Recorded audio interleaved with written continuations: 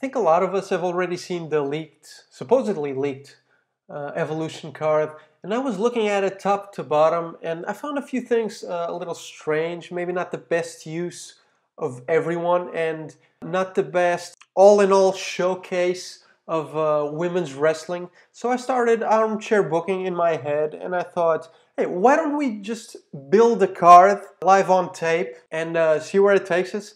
And I get to show you how I build a card and what I think about, what my priorities are. So yeah, let's do it, just live on tape.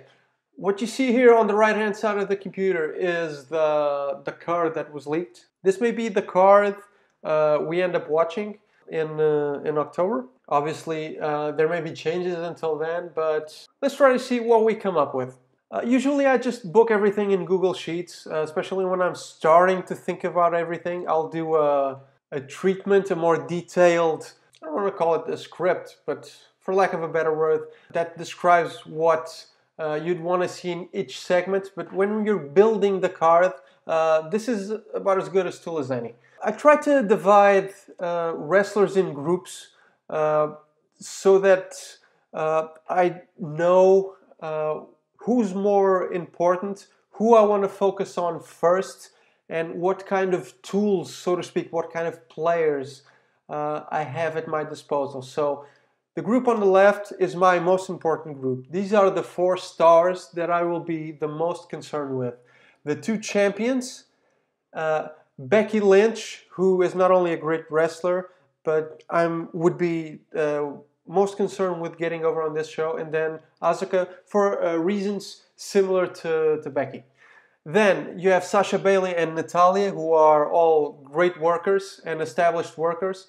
Kairi Sane, Alexa, and Amber, kind of like this group on their left, just maybe a little less established, but kind of the same group. Then we have the legends, the people that are coming back for this show, and the Bellas. They're obviously also coming back for this show, but they're not... why did I put them in a different group? And you could obviously put Kelly in this group as well. They are coming back, they are popular, but they are not going to deliver the same kind of match that these ladies here are going to deliver. So this is why they are not in the same group. If we take a look at the card that leaked, there are a few matches that I'm probably not going to try to adjust in any way. You know, WWE wants to do an NXT UK Women's Championship match, so I think the one they put out makes total sense, which is a Fatal 4-Way match, which is a showcase for the most promising people on the brand, so fine by me, no problem there. Another match is a Battle Royal to determine a #1 contender for the NXT Women's Championship. I don't have a problem with that too.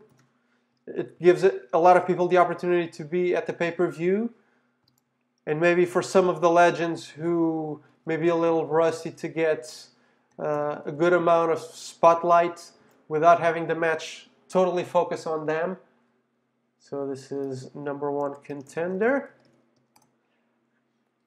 We have to have the Mae Young Classic finale as well, obviously. So we're not gonna start making shit up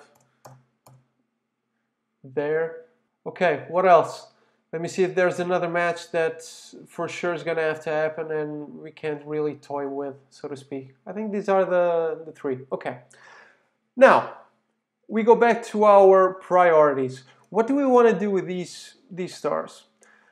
One thing I would really like to see here, and I think it's the match that gets Becky over the most, and we're going to put it here, is Becky versus Trish.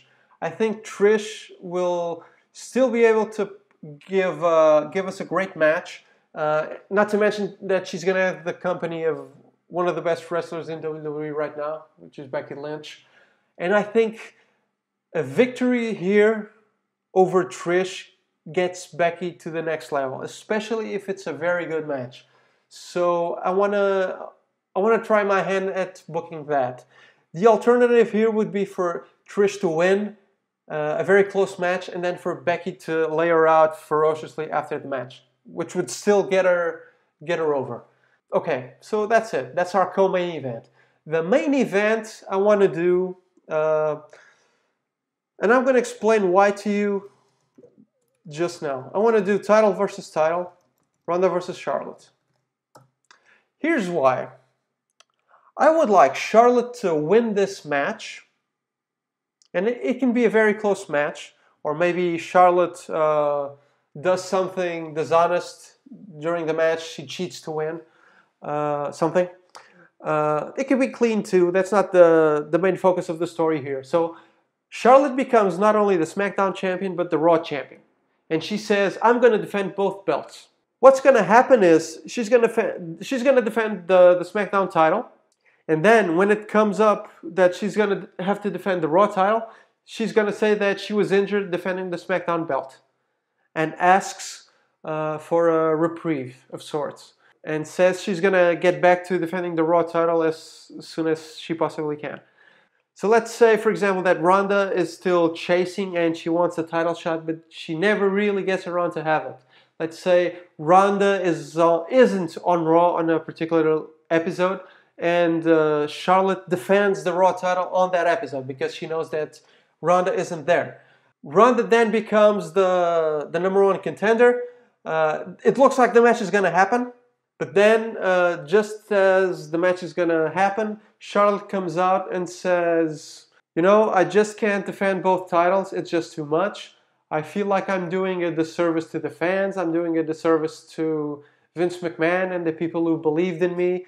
I don't want to hold up the division, so I'm vacating the title. And you can see through it when she's doing the announcement. You can see it's bullshit. It's just meant to duck Ronda.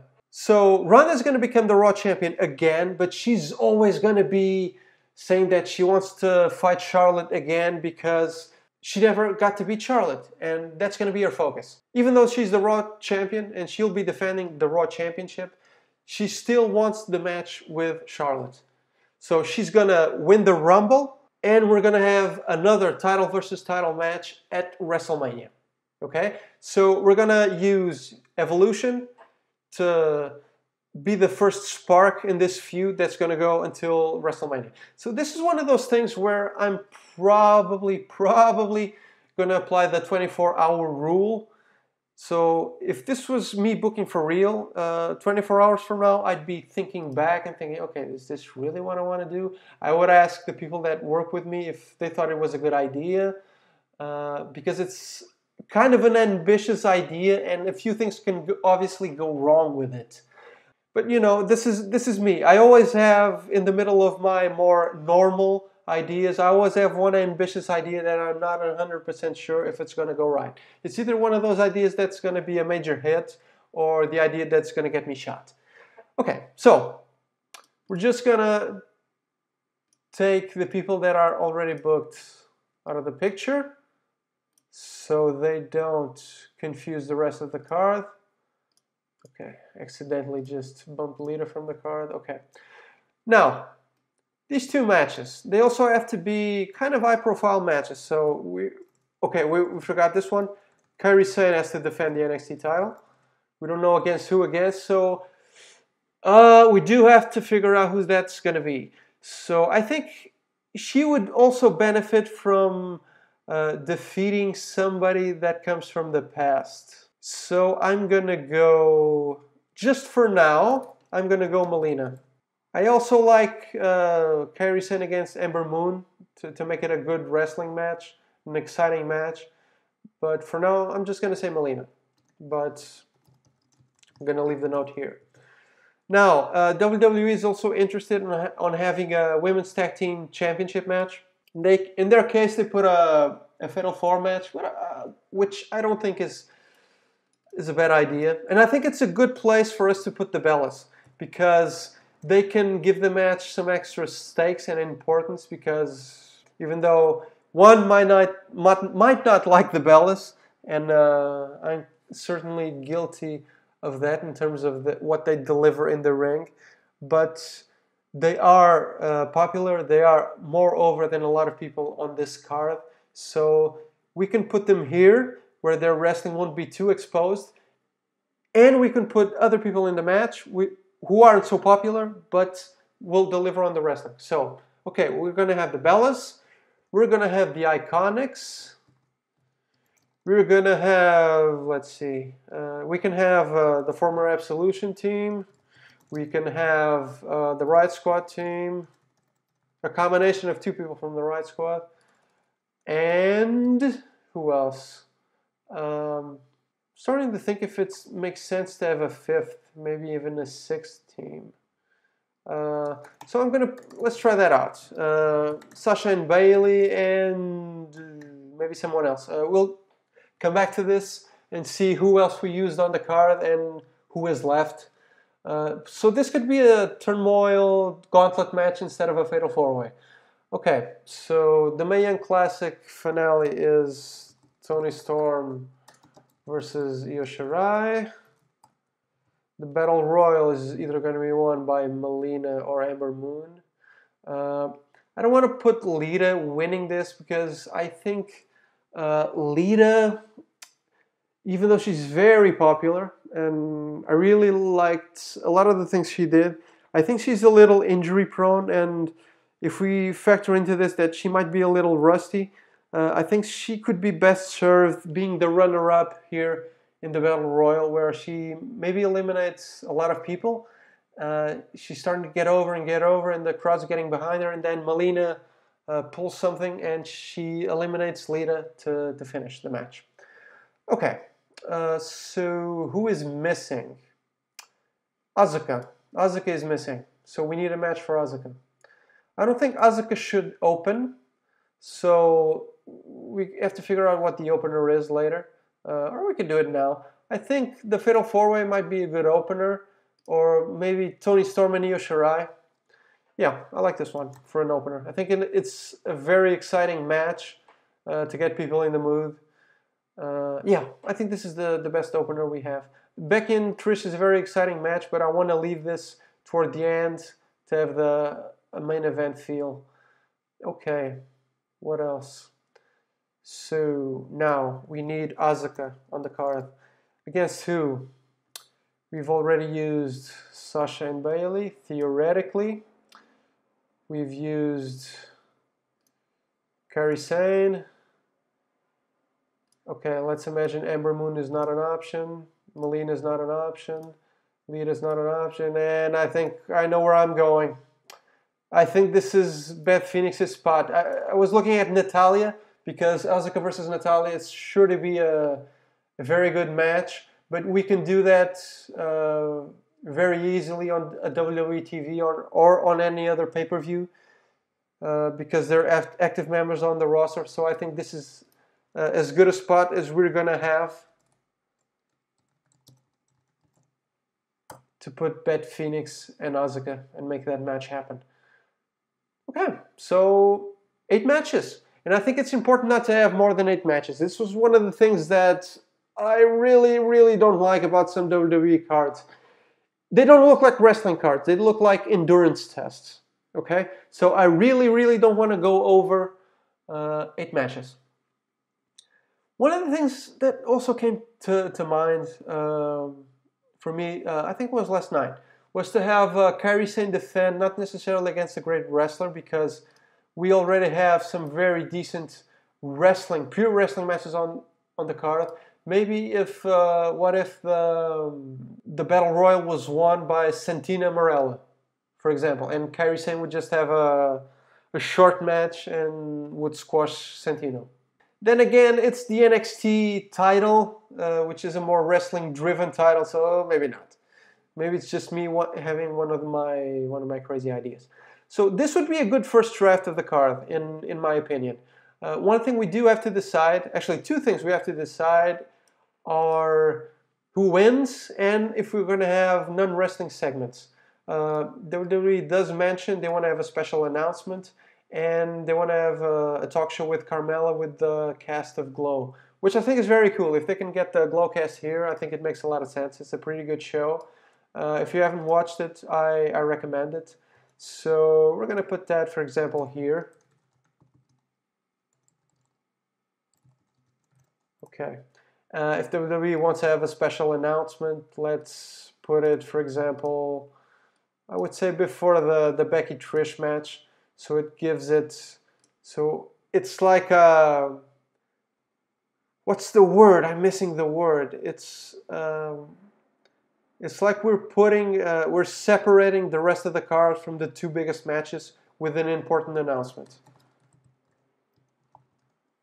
So this would be 8, 9, 10, 7, 6, 5, 4. Okay, so we have a 10-segment pay-per-view. Obviously, there would be plugs to the network and whatever in the middle here. It's not really my priority.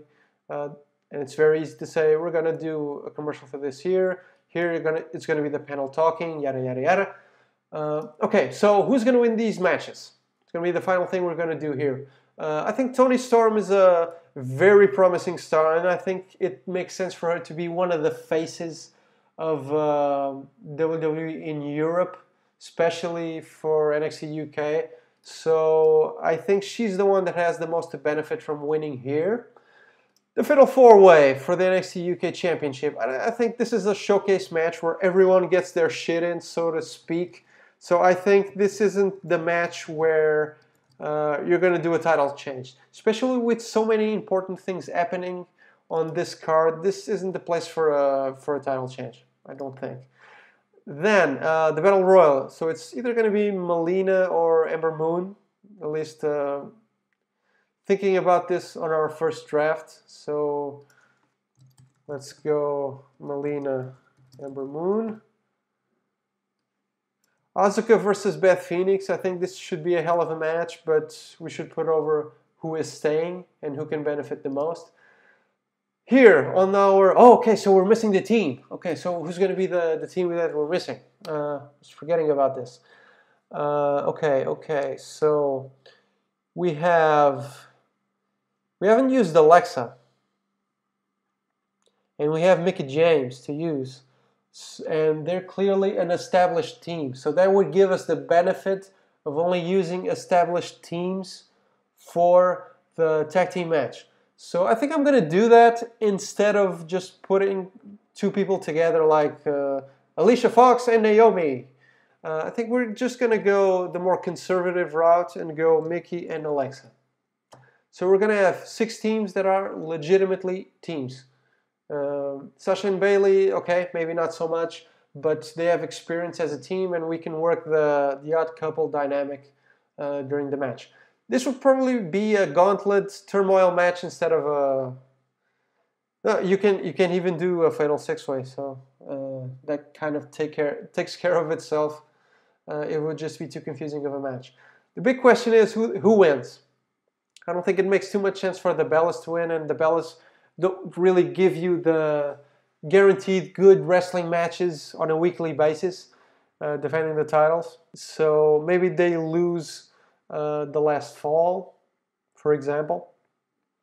Who has the most to gain and who can carry the titles better? Obviously, Sasha and Bayley are the team that is the most over here.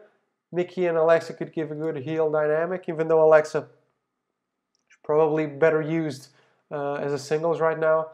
So I think I'm going to go with the Iconics. Maybe it's not the best of best timing for them.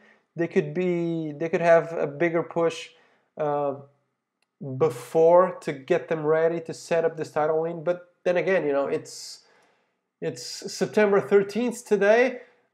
This is going to be October 28th, so we would still have time to give them a little extra spotlight before the match. And I think they work well together. They do have an original approach. I think it would be better to give this to them than to the former Absolution team or to the Riot Squad. So I'd probably risk giving this to the Iconics. Kairi Sane definitely wins here. Special announcement. Obviously, Steph goes over. Duh. Becky and Trish. I'd probably go back and forth a little bit. I think it would be fun for Trish to win, just for Becky to lay her out. So, but one way or the other, Becky's the one going over. Title versus title, Charlotte wins. And this would be the first draft of our card. Live on tape.